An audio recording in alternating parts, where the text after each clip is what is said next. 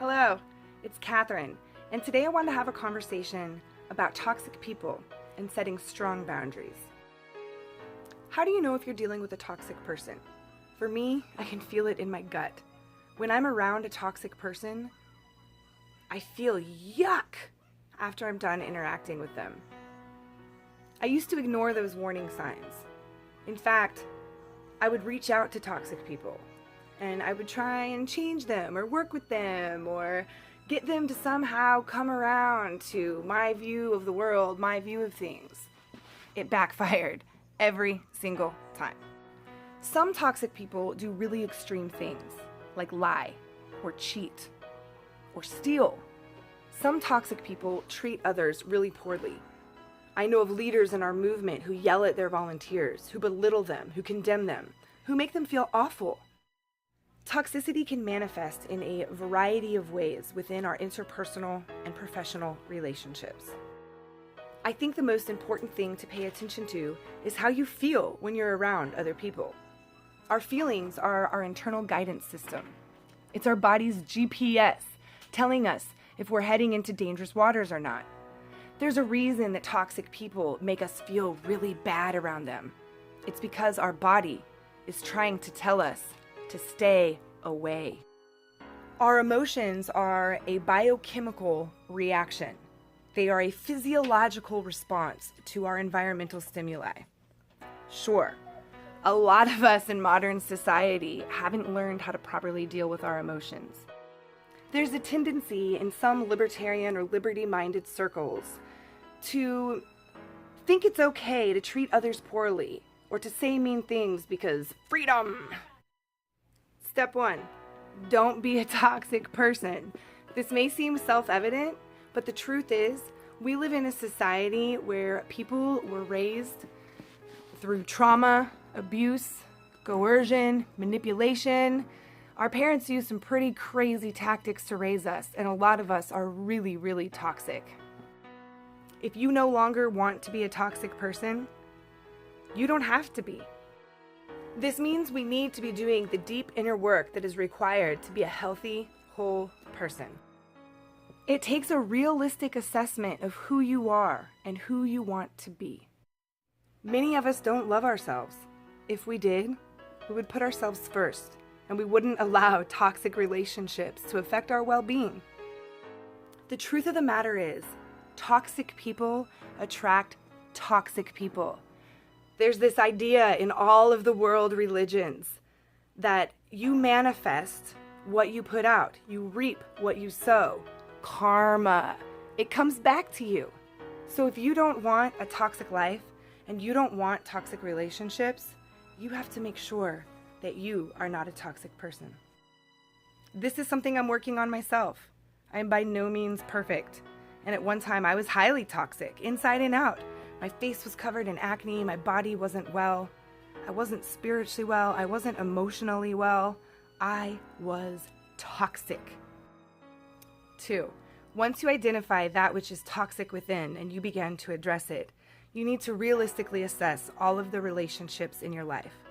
Just because someone is family or a lifelong friend or a like-minded activist does not mean that you are obligated to keep them in your life if that relationship is no longer serving you.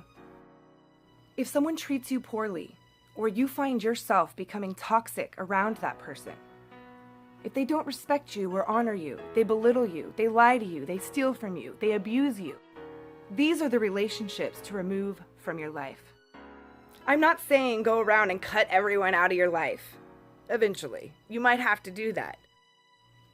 The first step is to reach out and say, I realize that our relationship is not healthy, or it's not functioning how it ought to be. The next step is to set clear expectations and boundaries. I had to do this once when a boss of mine at a nonprofit I worked for in California would show up at 5 till 5 with a huge stack of work for me to get done. My boyfriend would be sitting in the car outside waiting to pick me up at 5, and I would be there till 5:30, 5:45, having piles and piles of work stacked in my lap and on my desk. I finally took him into an office room and said, listen, I will not be treated this way. I may be your quote-unquote subordinate, but I am not inferior to you, and my time matters. It will be honored and respected, or I won't work here for you anymore. Sure enough, he never did that again. Once you've given people the opportunity to change their behavior, one of two things is going to happen. They'll either change their behavior or they won't. At that point, if they pick number 2 and they don't change their behavior, I don't think you should have them in your life anymore. And that is where it comes to setting strong boundaries.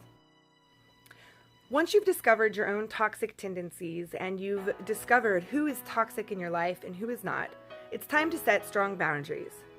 These boundaries should be set at the beginning of any relationship. That means when you enter into a new job, a new intimate or romantic relationship, or even a friendship, that you address issues of toxicity the second they arise. Because once you allow them to fester, we often find ourselves trapped. And when we are trapped in a toxic situation or in a toxic relationship, it begins to affect our health. The fact of the matter is, we have a physiological reaction when people are unkind to us, when they treat us poorly. And this sort of behavior should not be tolerated. Not only should you not accept it for yourself, but you shouldn't allow others to be treated poorly either. In our society, we weren't given the proper tools for dealing with stress. We weren't given the proper tools for setting strong boundaries. We weren't given the proper tools for setting the standard of how we should be treated by others. But just because you weren't given those tools in your childhood, as many of us were not, that doesn't mean that you can't learn how to utilize those tools now. If you're an activist, and there's someone in your activist circle who's bullying other people consistently, I encourage you to stand up to them and to tell them to stop. You know when you're around a toxic person because you feel it in your gut. That gut feeling, that yuck, that pain, that feeling like you're gonna throw up after you deal with someone. That's a toxic person. And you do not need that in your life if you are going to be a thriving, happy, and abundant individual. I think it's pretty simple. Identify if you are toxic or not. Identify who in your life is toxic or not, and set boundaries for yourself and for others. All of the world religions have a similar tenet, that you reap what you sow. The law of attraction, karma. These are the ideas that if you put out goodness and righteousness, you will receive goodness and righteousness. And if you are a toxic person yourself, you will manifest toxic relationships into your life. At one point, I found myself completely surrounded by toxic people. And I've been doing the work required to make sure that I am no longer that toxic person, manifesting those toxic people into my life. And it's been hard. It might be hard in the short run, but once you cut out these toxic relationships, I assure you that you will feel more light and more free, and your life will become much more simple. I hope you have a great day. And I hope that you are able to manifest positive and loving relationships into your life.